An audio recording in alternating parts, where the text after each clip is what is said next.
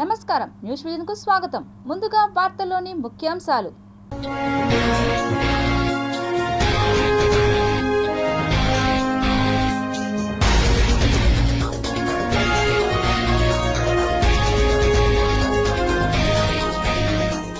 గంగానదిపై అతిపెద్ద రైలు వంతెన 2642 కోట్ల రూపాయల వ్యయంతో బృహత్తర ప్రాజెక్ట్ నిర్మాణం. బంగాళాఖాతంలో మరో అల్పపీడనం, ఆంధ్రప్రదేశ్కి పొంచి ఉన్న మరో ముప్పు. దీపావళి పండుగపై కొనసాగుతున్న సస్పెన్స్, అక్టోబర్ 31 లేక నవంబర్ 1? రేపు తిరుమల శ్రీవారి ఆర్జిత సేవా టికెట్ల విడుదల. తెరుచుకున్న శ్రీవారి మెట్ల మార్గం, భక్తులకు తప్పిన కష్టాలు.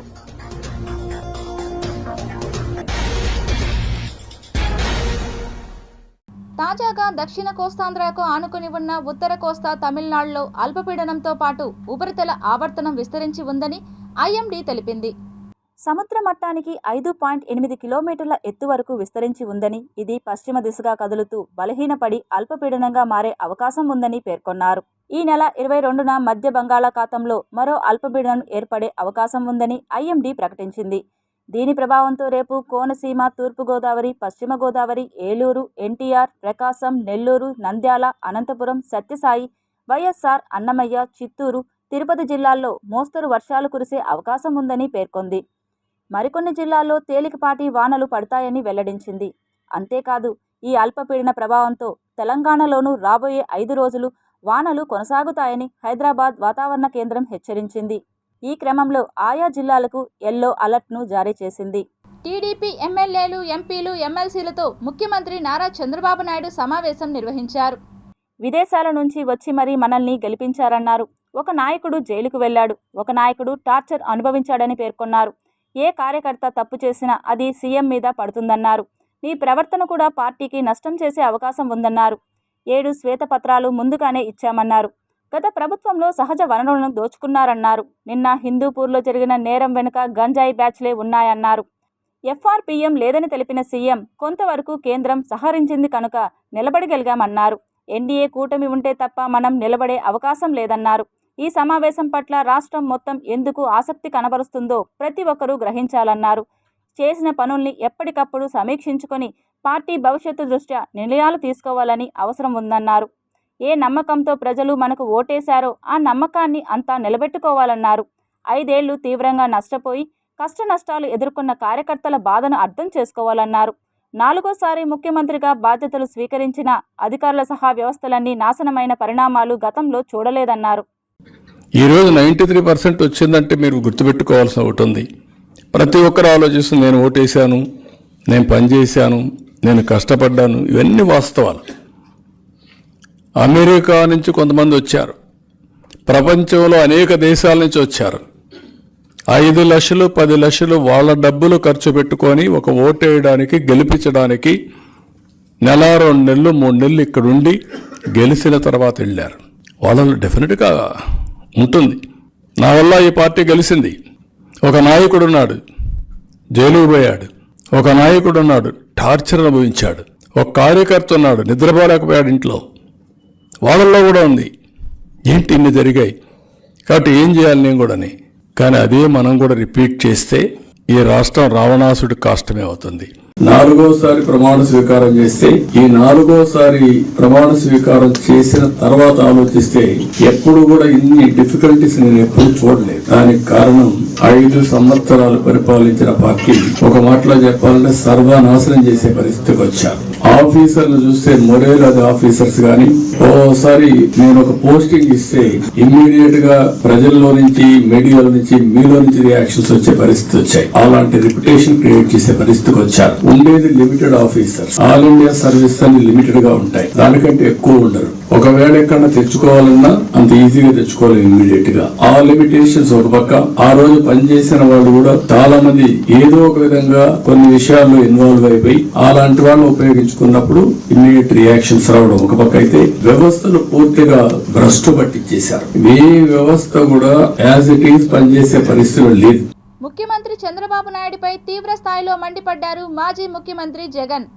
చంద్రబాబు పాలనలో మద్యం సిండికేట్ దోపిడీ ఏ స్థాయిలో ఉందంటే చంద్రబాబు ఓవైపు మద్యం రేటు తగ్గించి తద్వారా మద్యం క్వాలిటీ తగ్గించి తద్వారా ప్రభుత్వానికి వచ్చే ఆదాయం తగ్గించి డిస్టిలరీస్కు మాత్రం వాల్యూమ్స్ పెంచి లంచాల రూపంలో తన సొంత ఆదాయాన్ని పెంచుకుంటూ మరోవైపు ప్రభుత్వ రంగంలో ఉన్న షాపులను రద్దు చేసి తన మాఫియా సామ్రాజ్యానికి ఆ మద్యం షాపులను కట్టబెట్టారని ఎద్దేవా చేశారు మాజీ ముఖ్యమంత్రి వైఎస్ జగన్. చంద్రబాబు నాయుడు దోపిడీ ఏ రకంగా జరుగుతూ ఉందనంటే, ఒకవైపున చంద్రబాబు నాయుడు మద్యం రేటు తగ్గిస్తాడట, తద్వారా రేటు తగ్గించి తద్వారా క్వాలిటీ తగ్గించి తద్వారా ప్రభుత్వానికి వచ్చే ఆదాయం తగ్గించి డిస్టిలరీస్కు మాత్రం వాల్యూమ్స్ పెంచి వాళ్ళ దగ్గర నుంచి ఒకవైపున ఎత్తే కార్యక్రమం. మళ్ళా వినండి. ఒకవైపున రేటు తగ్గించి మరోవైపున క్వాలిటీ తగ్గించి మరోవైపున ప్రభుత్వానికి వచ్చే ఆదాయం తగ్గించి డిస్టిలరీస్కు వాల్యూమ్స్ పెంచి తన సొంత ఆదాయము లంచాల రూపంలో పెంచుకుంటూ డిస్టిలరీస్కు వాల్యూమ్స్ పెంచుతూ రాష్ట్ర ప్రభుత్వ ఖజానాకు ఆదాయం తగ్గించే కార్యక్రమం ఒకవైపున. రెండో వైపున ఏం చేస్తూ ఉన్నాడు? ప్రభుత్వ రంగంలో నడుస్తూ ఉన్న షాపులను రద్దు చేసినాడు. ఇది నిజంగా పెద్ద స్కామ్. ప్రభుత్వ రంగంలో నడుస్తూ ఉన్న షాపులను పూర్తిగా రద్దు చేసినాడు. ప్రభుత్వ రంగంలో పారదర్శకంగా నడుస్తూ ఉన్న లిక్కర్ షాపులను పూర్తిగా రద్దు చేసినాడు. ప్రభుత్వమే నడుపుతూ ఉన్నప్పుడు లిక్కర్ అమ్మినప్పుడు ఆ డబ్బులు వచ్చినప్పుడు సాయంత్రానికల్లా ప్రభుత్వమే డబ్బులు బ్యాంకుల్లో వేసుకుంటా ఉన్నది. ఈరోజు చంద్రబాబు నాయుడు ఏం చేస్తూ ఉన్నాడు? ప్రభుత్వ రంగంలో నడుస్తూ ఉన్న షాపులను రద్దు చేసి తన మాఫియా సామ్రాజ్యానికి మద్యం షాపులన్నీ కట్టబెట్టాడు. శ్రీకాళహస్తి నియోజకవర్గం తొట్టంబేడు మండలం పెద్ద కన్నలి వద్ద ఘోర రోడ్డు ప్రమాదం చోటు చేసుకుంది. స్థానికుల సమాచారం మేరకు తొట్టంబేడు మండలం పెద్ద కన్నలి ఎస్టీ కాలనీ వద్ద రాత్రి 1 గంట సమయంలో కేరళ నుండి ఒరిస్సా వెళ్తున్న టూరిస్టు బస్సును కట్టెల లోడుతో వెళ్తున్న ఓ ట్రాక్టర్ ఢీకొనడంతో స్థానిక 2 టౌన్ పోలీస్ స్టేషన్కి సమాచారం అందింది. ఆ ప్రదేశానికి వెళ్తున్న పోలీసులకు అదే రోడ్లో విధులు నిర్వహిస్తున్న ఫారెస్ట్ వాచర్ వెంకటేష్ని పోలీసులు యాక్సిడెంట్ జరిగిన ప్రదేశం ఎక్కడా అని అడగగా పక్కనే అని చెప్పి జరిగిన ప్రదేశం నేను చూపిస్తాను అని తన సొంత బైక్పై పెద్ద కన్నలి ఎస్టీ కాలనీ సమీపంలో అతను జరిగిన ప్రదేశాన్ని చూపించి పోలీస్ జీపులో కూర్చున్నాడు. పోలీసులు కారు దిగి ఆ వాహనాలను పోలీస్ స్టేషన్కు తరలించే పనిలో ఉండగా వెనక నుంచి మృత్యువు రూపంలో పోలీస్ వాహనాన్ని వెనుకవైపు నుంచి వస్తున్న గ్యాస్ లారీ ఢీకొట్టగా పోలీస్ వాహనం ముందు ఉన్న కట్టెల లోడుతో ఉన్న ట్రాక్టర్ను ఢీకొట్టడంతో అందులో ఉన్న ఫారెస్ట్ వాచర్ వెంకటేష్ అక్కడే మృతి చెందాడు. చనిపోయిన వెంకటేష్కి భార్య, 2 చిన్నపిల్లలు ఉన్నారు. దీనిపై 2 టౌన్ పోలీస్ స్టేషన్లో కేసు నమోదు చేసి పోలీసులు దర్యాప్తు చేస్తున్నారు. చిత్తూరు సాంఘిక సంక్షేమ హాస్టల్లో విద్యార్థులకు సరైన వసతులు కరువవడంతో చలికి వణుకుతూ ఎండకు ఎండుతూ సరైన పరిశుభ్రత లేక విద్యార్థులు ఇబ్బందులు ఎదుర్కొంటున్నారు. ఇది మారుమూల ప్రాంతంలో అయితే కాదు. చిత్తూరు జిల్లా కేంద్రానికి కూతువేటు దూరంలో ఉన్న సాంఘిక సంక్షేమ శాఖ ఆధ్వర్యంలో నిర్వహిస్తున్న డిగ్రీ హాస్టల్ దుస్థితి. డిగ్రీ సాంఘిక సంక్షేమ వసతి గృహంలో జిల్లాలోని వివిధ ప్రాంతాల నుండి విద్యను అభ్యసిస్తున్న ఎస్సీ ఎస్టీ విద్యార్థులు 112 మంది హాస్టల్లో ఉంటున్నారు. వీరు ఉంటున్న హాస్టల్ పూర్తిగా పాడైపోయింది. కనీసం కిటికీలకు అద్దాలు లేవు. పగిలిపోయిన కిటికీలు, వాటికి అడ్డంగా వస్త్రాలు కట్టుకొని విద్యార్థులు చలికి వణుకుతున్నారు. గాలి వానకు నిద్రిస్తున్న ప్రాంతం వరకు జల్లు పడుతుండడంతో రాత్రులు నిద్రలేక ఇబ్బందులు ఎదుర్కొంటున్నారు. సరైన దుప్పట్లు, చాపలు కరువై కటిక నేలపైనే నిద్రిస్తున్న విద్యార్థులను చూస్తే బాధేస్తుంది. దీనిపైన స్పందించాల్సిన అధికారులు కనీసం హాస్టల్ వైపు కన్నెత్తైనా చూడకపోవడంతో విద్యార్థులకు ఇబ్బందులు తప్పడం లేదు. ఇదిలా ఉండగా సుమారు 2 కోట్ల రూపాయల వ్యయంతో నిర్మించిన నూతన హాస్టల్కు 1 వార్డెన్, 1 వాచ్మెన్ మాత్రమే ఉన్నారు. వంట చేసేందుకు ఎవరూ లేరు. స్థానికంగా ఉండే వార్డెన్ తన సొంత డబ్బులతో ఒక వ్యక్తిని పార్ట్ టైంగా తీసుకొని వంట వార్పు చేయిస్తూ పరిశుభ్రత పనులు చేయిస్తున్నారు. ఒకే వ్యక్తి ఇన్ని పనులు చేయలేకపోవడంతో హాస్టల్లో మరుగుదొడ్లు, బాత్రూంలు దుర్గంధం వెదజల్లుతున్నాయి. విద్యార్థులకు గతంలో ఇచ్చిన మెను ఏమాత్రం పెంచకపోవడంతో సరైన భోజన వస్తువులు కూడా లేవని విద్యార్థులు వాపోతున్నారు. ఒక విద్యార్థికి రోజుకు 53 రూపాయలు మాత్రమే మెను ఛార్జీల కింద చెల్లిస్తున్నారు. దీంతో విద్యార్థులు సరైన భోజనం లేక ఇబ్బందులు ఎదుర్కొంటున్నారు. అలాగే ఈ బిల్లులు కూడా గత ఏప్రిల్ నెల నుండి చెల్లించకపోవడంతో కూరగాయలు, సరుకులు సరిగ్గా అందడం లేదని తెలుస్తోంది. దీనిపైన అధికారులు చర్యలు తీసుకోవాలని దళిత సంఘం నాయకులు తీవ్రంగా విమర్శిస్తున్నారు. ఈరోజు చిత్తూరులో ఉన్నటువంటి హాస్టల్లో ఈ యొక్క సంక్షేమ శాఖకు సంబంధించిన హాస్టల్లో చాలా దుర్భర పరిస్థితులు అండి.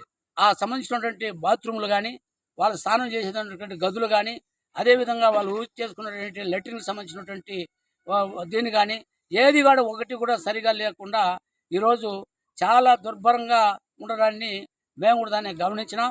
అదేవిధంగా రాత్రుల్లో ఈ వర్షాకాలం వస్తున్నాయి. ఈ వర్షాకాలంలో ఉన్నటువంటి విద్యార్థులు ఎట్లా నిద్రపోతారు? అసలు డిగ్రీ చదువుకున్నటువంటి విద్యార్థులు చాలా ఇబ్బందులకు గురవుతున్నారు. చెప్పుకోలేక ఏదైనా మన పైన ఒకవేళ చెప్పితే అధికారులు నిలదీస్తే ఇబ్బందులకు గురయ్యే పరిస్థితి వస్తుంది. హాస్టల్ తరిమేస్తారనే ఉద్దేశంతో చాలామంది కూడా బయట చెప్పుకోలేక కుమిలిపోతున్నారు. శ్రీవారి భక్తులకు తిరుమల తిరుపతి దేవస్థానం అధికారులు శుభవార్త చెప్పారు. స్వామివారి మెట్టు మార్గాన్ని తిరిగి తెరిచినట్టు వెల్లడించారు. నడకదారిన వచ్చి భక్తులు శ్రీవారిని దర్శించుకోవచ్చని స్పష్టం చేశారు. వర్షాలు తగ్గడంతో శుక్రవారం శ్రీవారి మెట్టు మార్గాన్ని తెరిచారు టీటీడీ అధికారులు. భారీ వర్షాలు కురిసే అవకాశం ఉందని వాతావరణ శాఖ అధికారులు హెచ్చరించడంతో మెట్టు మార్గాన్ని మూసేశారు. తిరుమలలో భక్తుల రద్దీ కొనసాగుతోంది. ప్రస్తుతం 26 కంపార్ట్మెంట్లలో భక్తులు వేచి ఉన్నారు. టోకెన్ లేని భక్తులకు సర్వదర్శనానికి 12 గంటల సమయం పడుతోంది. స్వామివారిని 58,637 మంది భక్తులు దర్శించుకున్నారు. నిన్న శ్రీవారి హుండీ ఆదాయం 3.69 కోట్లు వచ్చిందని టీటీడీ అధికారులు వెల్లడించారు. 2025 జనవరి నెల కోటాకు సంబంధించిన టికెట్లపై టీటీడీ ప్రకటన విడుదల చేసింది. టికెట్లు విడుదల చేసే తేదీలను ప్రకటించింది. అక్టోబర్ 19వ తేదీన రేపు ఉదయం 10 గంటలకు శ్రీవారి ఆర్జిత సేవా టికెట్లను విడుదల చేయనున్నట్లు తెలిపింది. టీటీడీ ఆన్లైన్లో బుకింగ్ చేసుకోవాలని సూచించింది. 22న ఆర్జిత సేవా టికెట్ల విడుదల, కళ్యాణోత్సవం, ఊంజల్ సేవ, ఆర్జిత బ్రహ్మోత్సవం, సహస్ర దీపాలంకార సేవ టికెట్లను అక్టోబర్ 22న ఉదయం 10 గంటలకు విడుదల చేస్తారు. వర్చువల్ సేవలు, వాటి దర్శన స్లాట్లకు సంబంధించిన జనవరి నెల కోటాను అక్టోబర్ 22న మధ్యాహ్నం 3 గంటలకు టీటీడీ ఆన్లైన్లో విడుదల చేయనుంది. జనవరి నెలకు సంబంధించిన అంగ ప్రదక్షిణం టోకెన్ల కోటాను అక్టోబర్ 23న ఉదయం 10 గంటలకు టీటీడీ ఆన్లైన్లో విడుదల చేయనుంది. శ్రీవాణి ట్రస్ట్ టికెట్లకు సంబంధించిన జనవరి నెల ఆన్లైన్ కోటాను అక్టోబర్ 23వ తేదీ ఉదయం 11 గంటలకు టీటీడీ విడుదల చేయనుంది. వయోవృద్ధులు, దివ్యాంగులు, దీర్ఘకాలిక వ్యాధులున్నవారు తిరుమల శ్రీవారిని దర్శించుకునేందుకు వీలుగా జనవరి నెల ఉచిత ప్రత్యేక దర్శనం టోకెన్ల కోటాను అక్టోబర్ 23న మధ్యాహ్నం 3 గంటలకు టీటీడీ ఆన్లైన్లో విడుదల చేయనుంది. జనవరి నెలకు సంబంధించిన ప్రత్యేక ప్రవేశ దర్శన టికెట్ల కోటాను అక్టోబర్ 24న ఉదయం 10 గంటలకు టీటీడీ ఆన్లైన్లో విడుదల చేయనుంది. తిరుమల, తిరుపతిలలో జనవరి నెల గదుల కోటాను అక్టోబర్ 24న మధ్యాహ్నం 3 గంటలకు ఆన్లైన్లో విడుదల చేస్తారు. టీటీడీ దేవస్థానం.ap.government.in వెబ్సైట్ ద్వారా శ్రీవారి ఆర్జిత సేవలు, దర్శన టికెట్లు బుక్ చేసుకోవాలని అధికారులు సూచించారు. తిరుచానూరు శ్రీ పద్మావతి అమ్మవారి వార్షిక బ్రహ్మోత్సవాలను తిరుమల తరహాలో నిర్వహిస్తామని టీటీడీ జేఈఓ వీరబ్రహ్మం పేర్కొన్నారు. తిరుచానూరు శ్రీ పద్మావతి అమ్మవారి బ్రహ్మోత్సవాలు నవంబర్ 28 నుండి డిసెంబర్ 6వ తేదీ వరకు అంగరంగ వైభవంగా నిర్వహించేందుకు అన్ని విభాగాల అధికారులు ముందస్తు ఏర్పాట్లు చేపట్టాలని టీటీడీ జేఈఓ శ్రీ వీరబ్రహ్మం అధికారులను ఆదేశించారు. శుక్రవారం ఆయన అధికారులతో కలిసి అమ్మవారి ఆలయం, పుష్కరిణి, మాడవీధులు, నవజీవన్ కంటి ఆసుపత్రి సమీపంలోని ఖాళీ స్థలం, ఘంటసాల సర్కిల్, హైస్కూల్ పరిసరాలు, పసుపు మండపం, పూడి రోడ్ తదితర ప్రాంతాలను పరిశీలించారు. ఈ సందర్భంగా జేఈఓ మాట్లాడుతూ బ్రహ్మోత్సవాలకు విచ్చేసే భక్తులకు అమ్మవారి మూలమూర్తి దర్శనంతో పాటు వాహన సేవలు వీక్షించేలా టీటీడీలోని అన్ని విభాగాలు సమన్వయంతో ఏర్పాట్లు చేస్తున్నట్లు చెప్పారు. బ్రహ్మోత్సవాల్లో చివరి రోజైన పంచమి తీర్థం నాడు విశేషంగా వచ్చే భక్తుల వాహనాల పార్కింగ్ కోసం Pudi road, Renigunta, market yard ప్రాంతాల్లో స్థలాలను సిద్ధం చేయాలన్నారు. అదేవిధంగా భక్తులు సేద తీరేందుకు నవజీవన్ కంటి ఆసుపత్రి, హైస్కూల్, గోశాల వద్ద జర్మన్ షెడ్లు ఏర్పాటు చేయాలన్నారు. పుష్కరిణిలోకి వెళ్లేందుకు, తిరిగి వెలుపలికి వచ్చేందుకు తగిన విధంగా గేట్లు ఏర్పాటు చేయాలని అధికారులకు ఆదేశించారు. తమిళనాడు భక్తులు ఎక్కువగా వచ్చే అవకాశం ఉన్నందున తమిళంలో సైన్ బోర్డులు సిద్ధం చేయాలన్నారు. రుయా ఆసుపత్రిలో మెరుగైన సౌకర్యాల ఏర్పాటుకు అన్ని విధాల చర్యలు తీసుకోవాలని అధికారులను ఆదేశించారు. పేదలకు మెరుగైన నాణ్యమైన వైద్యం కోసం కట్టుబడి వైద్య ఆరోగ్య సిబ్బంది, ఇంజనీరింగ్ అధికారులు సమన్వయంతో పనిచేయాలని జిల్లా కలెక్టర్ డాక్టర్ ఎస్ వెంకటేశ్వర్ సూచించారు. రుయా ఆసుపత్రిలో మెరుగైన పలు సౌకర్యాల ఏర్పాటుకు కమిటీ ఆమోదిస్తూ పేదలకు మెరుగైన నాణ్యమైన వైద్య సేవలు బాధ్యతగా అందించాలని వైద్య సిబ్బందికి జిల్లా కలెక్టర్ డాక్టర్ ఎస్ వెంకటేశ్వర్ మరియు ఎమ్మెల్యే ఆరణి శ్రీనివాసులు సంయుక్తంగా తెలిపారు. శుక్రవారం స్థానిక ఎస్వి వైద్య కళాశాల పాలనా భవనం కాన్ఫరెన్స్ హాల్ నందు జిల్లా కలెక్టర్ గారు చైర్మన్ హోదాలో అధ్యక్షత వహించి స్థానిక ఎమ్మెల్యే ఆరణి శ్రీనివాసులు కో చైర్మన్ హోదాలో, బి లక్ష్మీపతి సభ్యులుగా సంబంధిత కమిటీ సభ్యులతో సమీక్షలో పాల్గొని రుయా ఆసుపత్రి అభివృద్ధి సొసైటీ సమావేశాన్ని నిర్వహించి దిశానిర్దేశం చేశారు. ఈ సందర్భంగా కలెక్టర్ మరియు ఎమ్మెల్యే ఆరణి శ్రీనివాసులు మాట్లాడుతూ వైద్యులు, వారి సిబ్బంది, ఇంజనీర్లు మరియు ఇతర అధికారులు సమన్వయంతో పనిచేయాలని సూచించారు. అప్పుడే ఆసుపత్రి పేద రోగులకు అండదండగా ఉంటుందని తెలిపారు. ఆసుపత్రి అభివృద్ధి సొసైటీ మీటింగ్ గత 1.5 సంవత్సరం నిర్వహించలేదని అధికారులు తెలుపగా, తాను కలెక్టర్గా ఉన్న నాటి నుండి ఇది 2వ సమావేశమని, ఇక నుండి క్రమం తప్పకుండా సమావేశం నిర్వహించాలని కలెక్టర్ సూచించారు. ఎస్వీఆర్ఆర్ ప్రభుత్వ జనరల్ హాస్పిటల్ డెవలప్మెంట్ సొసైటీ సమావేశంలో Shrimati N Maurya, Tirupati municipal commissioner Shri B Lakshmipathi, hospital development society సభ్యులు doctor PA Chandrasekharan, SV medical కళాశాల principal Shri M Sivarami Reddy, APMSIDC executive engineer doctor U Srihari, Tirupati జిల్లా ఆరోగ్య అండ్ వైద్యాధికారి డాక్టర్ ఎస్ ఆనందమూర్తి, జిల్లా డిసిహెచ్ఎస్ మరియు రుయా ఆసుపత్రి సూపరింటెండెంట్ డాక్టర్ జి రవిప్రభు పాల్గొన్నారు. ఈ సందర్భంగా Ruia hospital superintendent Raviprabhu member convener హోదాలో ముందుగా గత సమావేశంలో తీసుకున్న నిర్ణయాలపై తీసుకున్న చర్యలను కమిటీకి వివరించారు. అనంతరం అజెండా అంశాలపై కమిటీకి నివేదించారు. సఫాయి కర్మచారులకు ప్రభుత్వ నియమ నిబంధనల మేరకు కనీస వేతనాలు చెల్లించేలా చర్యలు తీసుకోవాలని సఫాయి కర్మచారి కమిషన్ చైర్మన్ వెంకటేశన్ అధికారులను ఆదేశించారు. సఫాయి కర్మచారులకు ప్రభుత్వం నిర్ణయించిన మేరకు వేతనాలు అందించాలని సఫాయి కర్మచారి కమిషన్ చైర్మన్ ఎం వెంకటేశన్ తెలిపారు. శుక్రవారం చిత్తూరు జిల్లా సచివాలయంలోని సమావేశపు మందిరంలో సఫాయి కర్మచారి కమిషన్ చైర్మన్, జిల్లా కలెక్టర్ సుమిత్ కుమార్, ఎస్పీ మణికంఠ చందోలతో కలిసి జిల్లాలో సఫాయి కర్మచారులు ఎదుర్కొంటున్న సమస్యలపై అన్ని శాఖల జిల్లా అధికారులు, ఆర్డీఓలు, మున్సిపల్ కమిషనర్లతో కలిసి సమీక్ష నిర్వహించారు. ఈ సందర్భంగా సఫాయి కర్మచారి చైర్మన్ ఎం వెంకటేశన్ మాట్లాడుతూ, జిల్లా కలెక్టర్, ఎస్పీతో కలిసి జిల్లాలోని పారిశుద్ధ కార్మికుల సంక్షేమంపై సమీక్ష నిర్వహించడం జరిగిందన్నారు. జిల్లాలో పారిశుద్ధ కార్మికులకు ఏజెన్సీల ద్వారా కాకుండా నేరుగా జీతపత్యాలు చెల్లించడం జరుగుతుందని, ఇది శుభ పరిణామం అని తెలిపారు. ఈ సమీక్షలో జిల్లాలోని మున్సిపాలిటీలకు సంబంధించిన పారిశుద్ధ కార్మికులు పాల్గొన్నారని తెలిపారు.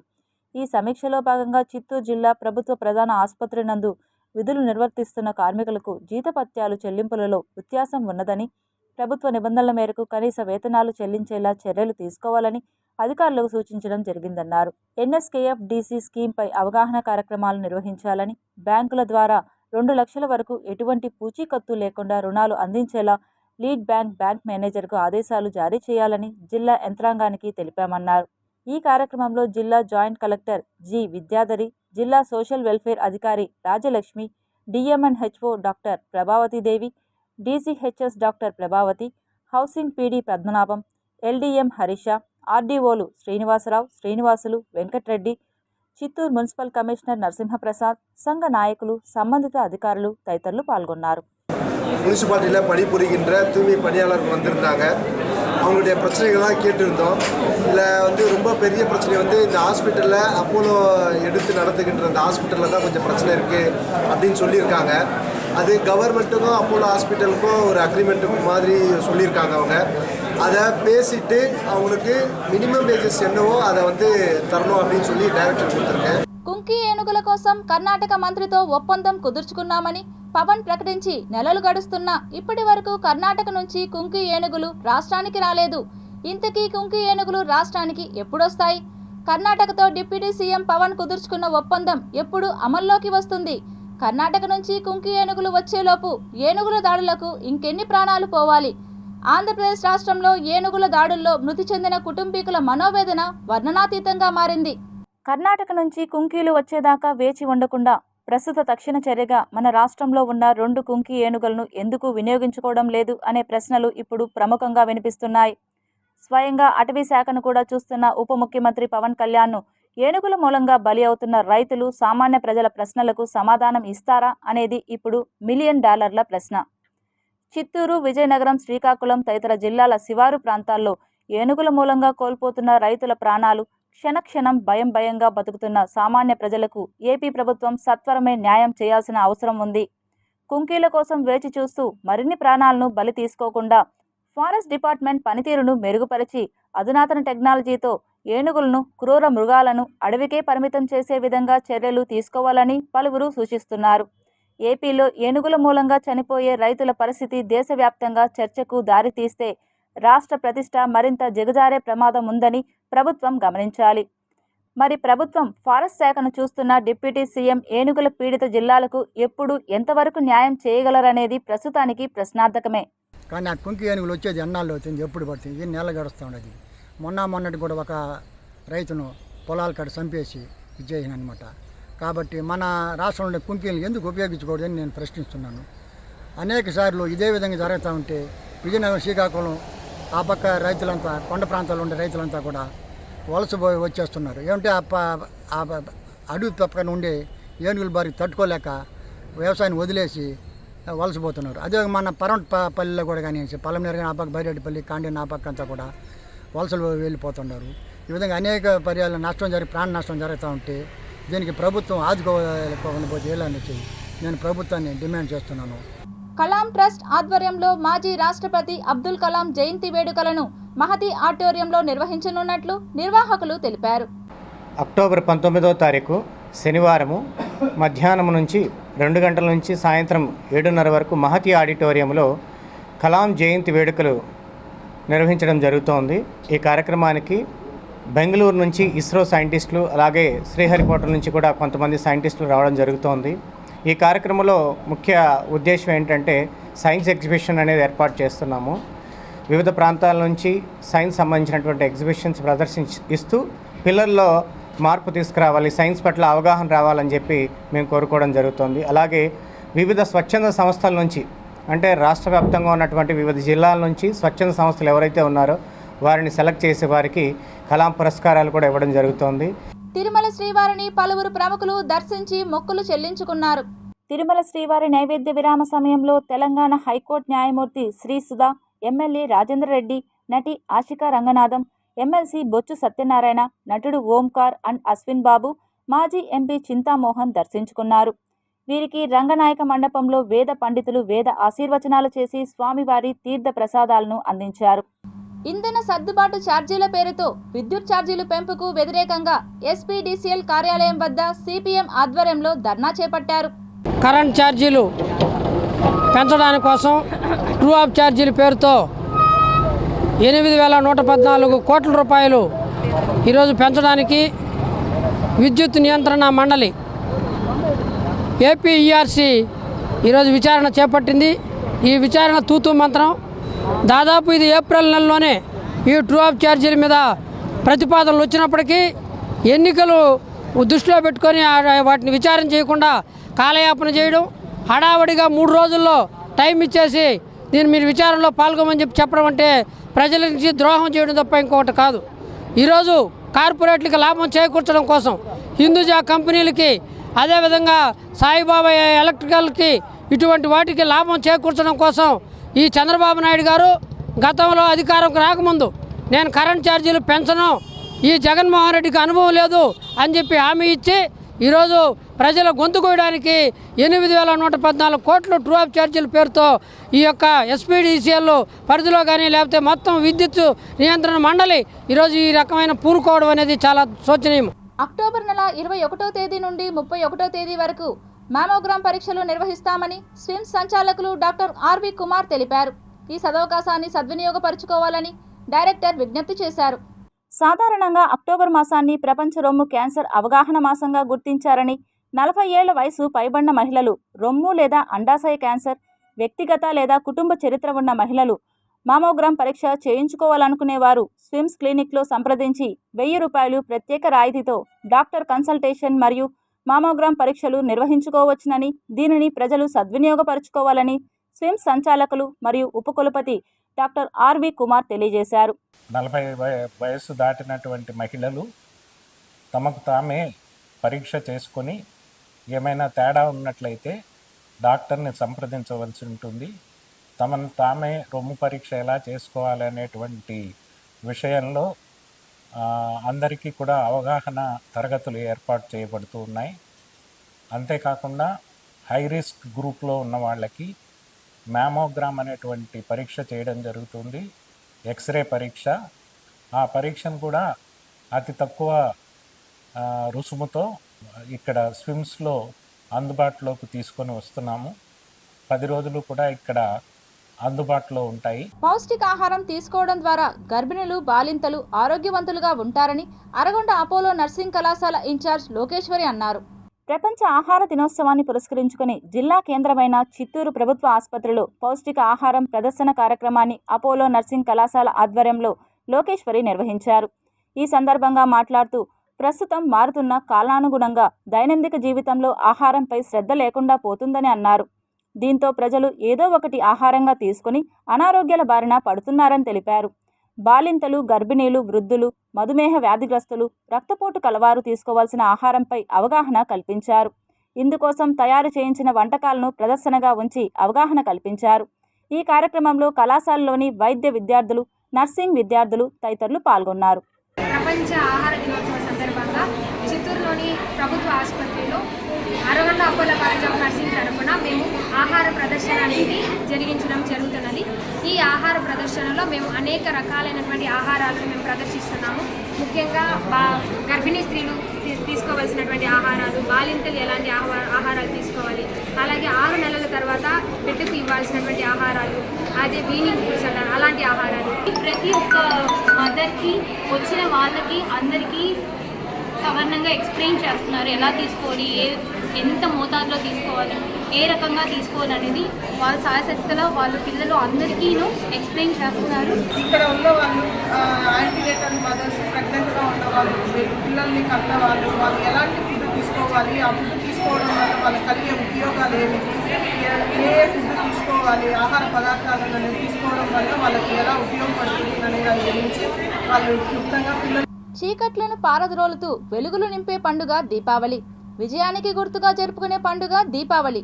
ఈ పండుగ రోజున ప్రతి ఇల్లు దీపకాంతులతో వెలిగిపోతుంది.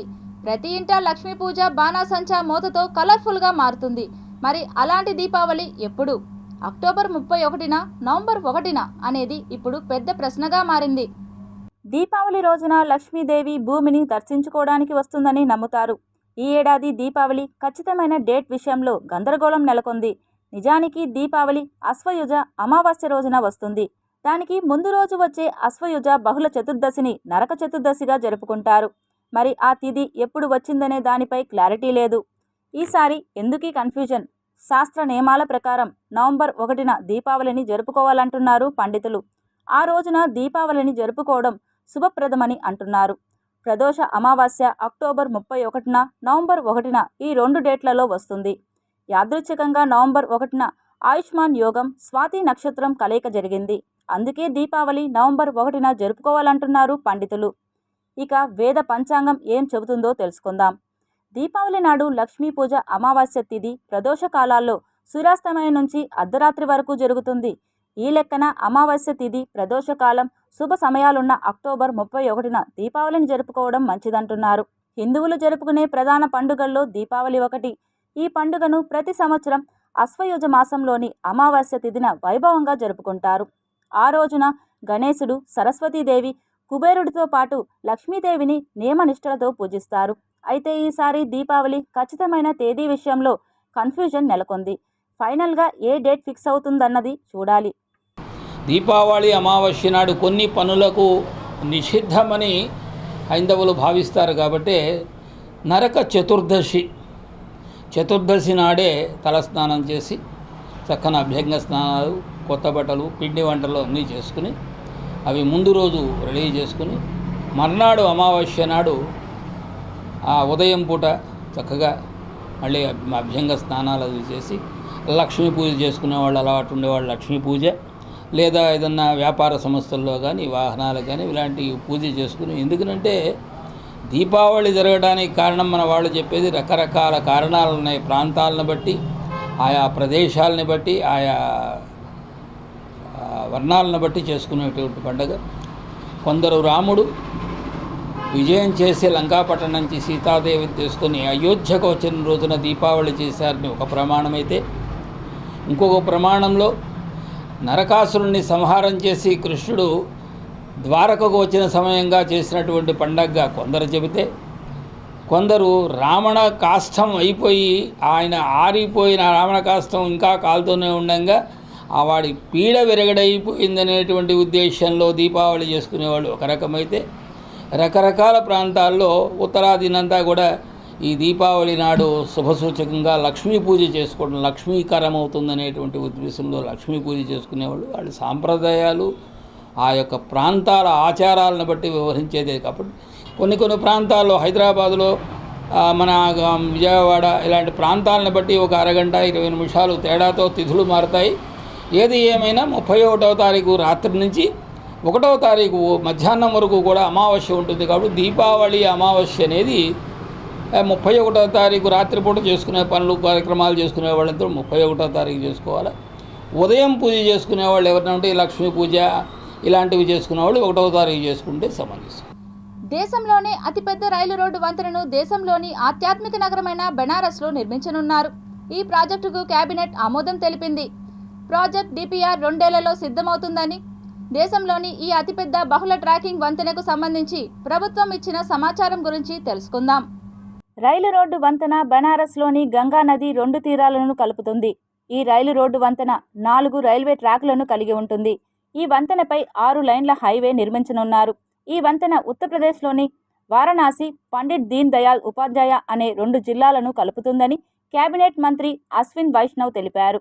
ఇప్పటికే గంగా నదిపై ఉన్న మాల్వియా వంతెన పక్కనే ఈ కొత్త వంతెనను నిర్మాణం చేపట్టనున్నారు. మాల్వియా బ్రిడ్జ్ దేశంలోనే అత్యంత పురాతనమైన వంతెన. ఇది 137 సంవత్సరాల నాటిది. పాత మాల్వియా వంతెన దగ్గరగా కొత్త వంతెన రానుంది. రైల్వే మంత్రిత్వ శాఖకు చెందిన రోడ్ కమ్ రైల్ బ్రిడ్జ్ ప్రాజెక్టుకు బుధవారం ప్రధాని నరేంద్ర మోడీ అధ్యక్షతన జరిగిన కేంద్ర మంత్రివర్గం ఆమోదం తెలిపిందని కేబినెట్ మంత్రి అశ్విన్ వైష్ణవ్ సమాచారం అందించారు. ఈ ప్రాజెక్ట్ అంచనా వ్యయం 2,642 కోట్లు. ఈ ప్రాజెక్టు పూర్తయితే రద్దీ తగ్గుతుంది. ఈ వంతెన నిర్మాణం 2 అంతస్తులతో ఉంటుంది. మొదటి అంతస్తులో 4 రైల్వే ట్రాకులు ఉంటాయి. వందే భారత్ రైలు నుంచి లాజిస్టిక్స్ రైలు కూడా ఈ వంతెనపై ప్రయాణించే విధంగా నిర్మాణం జరుగుతుంది. మరోవైపు 2వ అంతస్తులో 6 లైన్ల రహదారిని నిర్మించనున్నారు. రోడ్ కమ్ ట్రైన్ వంతెనపై అదనంగా 24 మిలియన్ టన్నుల కార్గో తరలించే విధంగా నిర్మాణం సాగుతుందని మంత్రి అశ్విన్ వైష్ణవ్ చెప్పారు. ఈ వంతెన నిర్మాణంలో దాదాపు 10 లక్షల పని దినాలు ఉండనున్నాయని, దీని ద్వారా ప్రత్యక్షంగా ఉద్యోగాలు వస్తాయని చెప్పారు. అంతేకాదు, ఉత్తరప్రదేశ్లోని 2 జిల్లాలను కవర్ చేసే ఈ ప్రాజెక్ట్ భారతీయ రైల్వేల ప్రస్తుత నెట్వర్క్ను దాదాపు 30 కిలోమీటర్ల మేర పెంచుతుంది. ఈ వంతెన కాలుష్యాన్ని తగ్గించడంలో సహాయపడుతుంది. రవాణా ఖర్చును కూడా తగ్గిస్తుంది. సమాచారం ప్రకారం ఈ వంతెన CO2 ఉద్గారాలను 149 కోట్ల కిలోగ్రాములు తగ్గించడంలో సహాయపడుతుంది. అంటే ఇది 6 కోట్ల చెట్లను నాటడానికి సమానం. గంగా నదిపై నిర్మించే ఈ వంతెనతో రహదారిలో ప్రయాణం మరింత సులభతరం కానుంది. దీనివల్ల డీజిల్ కూడా చాలా వరకు ఆదా అవుతుంది. ఈ వంతెన ద్వారా ఏటా 8 కోట్ల డీజిల్ ఆదా అవుతుందని ప్రభుత్వం అంచనా వేస్తోంది. అంటే 638 కోట్లు ఆదా చేసేందుకు ఈ వంతెన ప్రజలకు ఉపయోగపడుతుంది. ఇదే రోడ్ కమ్ రైల్ బ్రిడ్జ్ నిర్మాణంలో పెద్ద విషయంగా పరిగణిస్తున్నారు. అయితే కేంద్ర మంత్రిత్వ శాఖ ప్రకారం జీవనది అయిన గంగా నదిపై రోడ్ కమ్ రైల్ బ్రిడ్జ్ రూపకల్పన, నిర్మాణం చాలా కష్టం. అటువంటి పరిస్థితిలో ఈ వివరణాత్మక ప్రాజెక్ట్ నివేదికను సిద్ధం చేయడానికి 2 సంవత్సరాలు పట్టవచ్చని వెల్లడించింది. ఇప్పుడు సంక్షిప్త వార్తలు చూద్దాం. రాష్ట్ర జిల్లా స్థాయి దిశ కమిటీ సమావేశాలను నిర్వహించేలా చర్యలు తీసుకోవాలని కోరుతూ తిరుపతి ఎంపీ డాక్టర్ గురుమూర్తి నేడు ఢిల్లీలో కేంద్ర గ్రామీణాభివృద్ధి మంత్రిత్వ శాఖ సెక్రటరీ శైలేష్ కుమార్ సింగ్ని కలిసి విజ్ఞాపన పత్రాన్ని అందజేశారు. ఆమోదించబడిన ప్రాజెక్టులను సకాలంలో అమలు చేయడంతో పాటు చర్చల సమయంలో లేవనెత్తిన సమస్యలను సమర్థవంతంగా పరిష్కరించడంలో దిశ సమావేశాలు ప్రధాన పాత్ర పోషిస్తాయని ఎంపీ డాక్టర్ గురుమూర్తి అన్నారు. రాష్ట్రంలో ముఖ్యంగా ఆరోగ్యం, విద్య, మౌలిక సదుపాయాలు మరియు జీవనోపాధి వంటి రంగాలలో సవాళ్లను ఎదుర్కోవడానికి ఒక వేదికగా ఉపయోగపడుతుందని, అందువల్ల ఆంధ్రప్రదేశ్ రాష్ట్రంలో రాష్ట్ర, జిల్లా స్థాయి దిశ సమావేశాలను వీలైనంత త్వరగా నిర్వహించేలా సంబంధిత అధికారులను ఆదేశించాలని సెక్రటరీ దృష్టికి తీసుకెళ్లగా ఆయన సానుకూలంగా స్పందించారని తిరుపతి ఎంపీ డాక్టర్ గురుమూర్తి తెలియజేశారు. Tirupati gold jewellery and silver merchants association సమాచారం మేరకు తిరుపతి లోకల్ బులియన్ మార్కెట్లో బంగారం, వెండి ధరలు ఇలా ఉంటాయి. 24 క్యారెట్ల బంగారం 10 గ్రాముల ధర 79,840 రూపాయలు. 22 క్యారెట్ల బంగారం 1 గ్రాము ధర 7,234 రూపాయలు. వెండి 1 కేజీ ధర 95,000. రీటైల్ వెండి 1 గ్రాము ధర 98 రూపాయలుగా ఉంటుంది. వార్తలు ముగించే ముందు ముఖ్యాంశాలు మరోసారి చూద్దాం.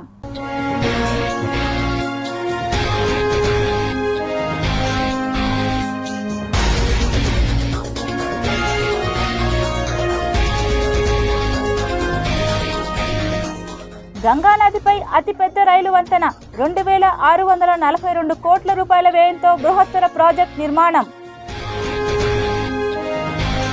బంగాళాఖాతంలో మరో అల్పపీడనం, ఆంధ్రప్రదేశ్కి పొంచి ఉన్న మరో ముప్పు. దీపావళి పండుగపై కొనసాగుతున్న సస్పెన్స్, అక్టోబర్ 31 లేక నవంబర్ 1? రేపు తిరుమల శ్రీవారి ఆర్జిత సేవా టికెట్ల విడుదల. తెరుచుకున్న శ్రీవారి మెట్ల మార్గం, భక్తులకు తప్పిన కష్టాలు.